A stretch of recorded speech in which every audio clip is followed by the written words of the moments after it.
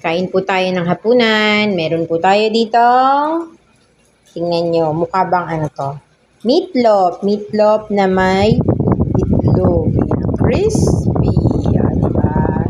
Kasi mabilisang dinner lang po tayo ngayon, guys. Yan, meatloaf na binalot sa scrambled egg. Yan. Tapos, meron tayo dito pipino. Yan. Para meron naman tayong fiber. Tapos, meron tayo ditong banana Q.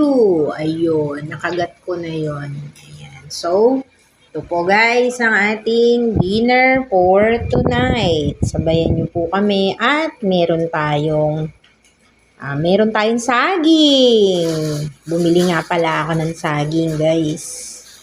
Ito po.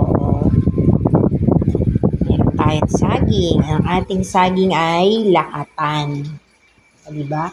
Bakit tatatlo ito guys? Kasi para po everyday bago. Ayan.